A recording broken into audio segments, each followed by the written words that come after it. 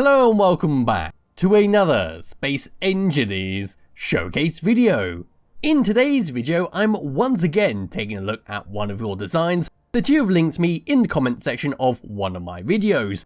And if you see something of yours shown on this channel, just leave me the Steam Workshop link somewhere and I'll eventually get around to it. But for today, we're looking at something rather traditional when it comes to spaceships, and that is a flying saucer. And this one is the Type S flying saucer.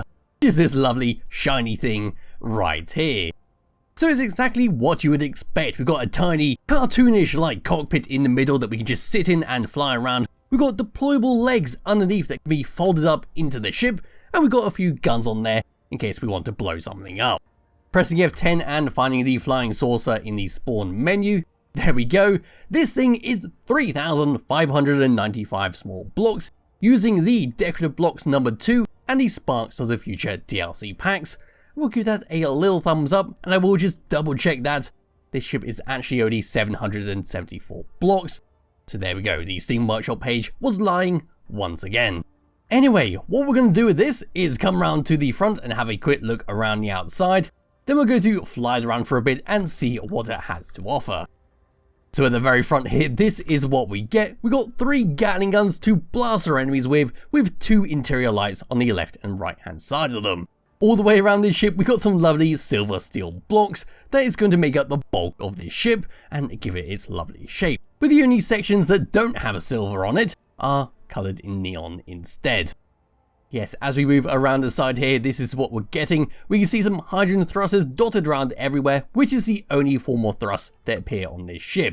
We've got some parachute hatches on the side just in case you need it. And we can see how the legs have been folded down with some hinges. We can see even more hydrogen thrusters. And at the very back here, this is what's going to push us around. 3 small hydrogen thrusters, which is all we need with this tiny ship. If we come down and underneath here, we'll see the hydrogen thrusters that will keep us up in the air. And sadly, it is not enough to keep us hovering in an alien planet. And it will simply slowly but safely come back down to the ground. Yes, underneath here we've got plenty of spotlights, so you can fake beam stuff up underneath you.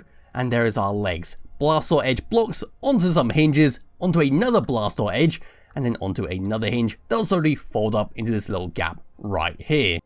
Yes, the only last piece of detail on here is the connector in the dead middle, which is how we're going to load up the hydrogen and make sure we're not going to run out anytime soon, and make sure we can abduct plenty of people before coming back down. And then coming all the way up to the very top here, up and past here, this is what we get. We can see some thrusters ahead to help us move down. We do have some great use of the LCD screen blocks and the programmable screen blocks, some extra bits of decoration.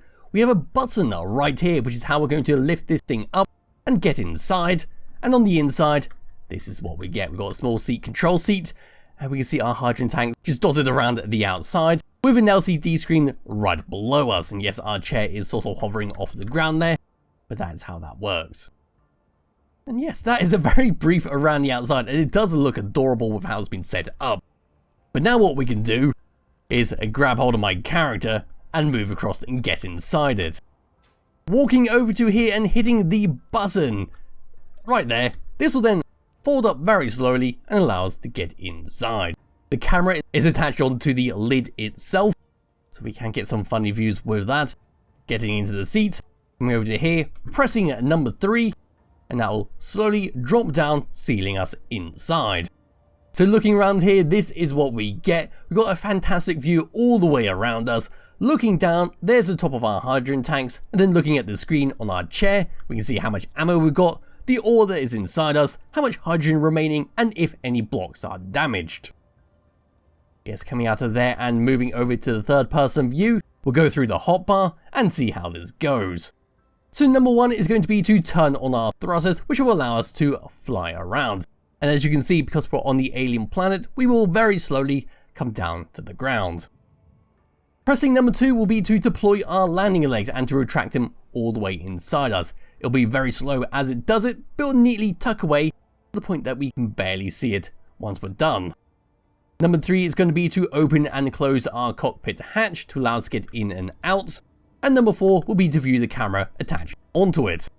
Coming out of there and pressing number 5, that's going to be for our Gatling guns at the very front there. There we go. And number 6 and number 7 is going to be for our thruster override.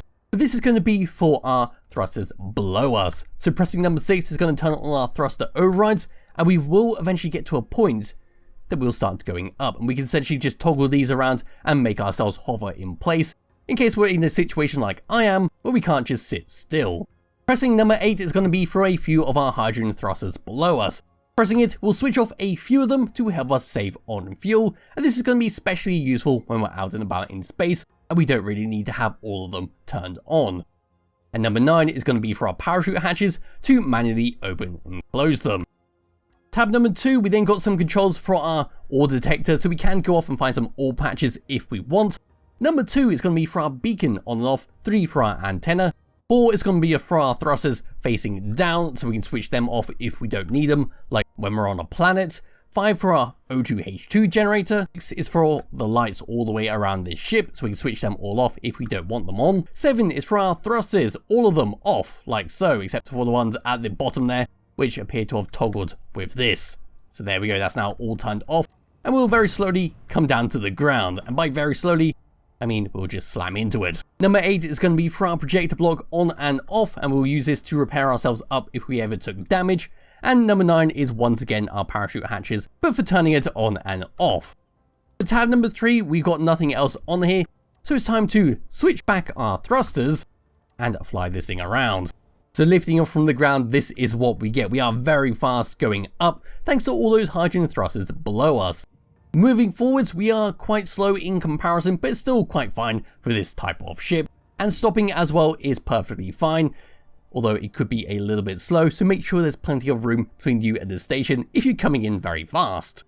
Moving left, and moving right, we're a lot slower than forwards and backwards, and then going down, we are pretty fast, but that's to be expected, especially because we're on the alien planet. And then wiggling my mouse around, this is what we get. We've got a tiny bit of weight on here, but it's not too much, and it's generally what I prefer when it comes to a ship's control. As for that, there's not much else we can do on here. We can just switch on our lights below us by doing that and try to abduct people by switch ourselves to the nighttime. There we go, we should get a nice little glow coming out from underneath us. There we are. And we now go and find some farmers' cows, beam them up, and then move them to another place just to annoy them. As for that, that is pretty much it for the Type S flying saucer. It's a very nifty little thing, especially with its little cockpit that opens and closes. And especially the legs. I do like the legs, how they deploy out. That'd be fantastic to use on a lot of small ships, because they are very bouncy, so if you did come in quite hard, you're not really going to damage yourself. So they make a great alternative to using a landing gear. I'll just demonstrate that by just coming all the way down to here. That could be a bit fast for them to handle, but I'm sure it'll be fine. So coming all the way down, like so. There we go. Nice stuff.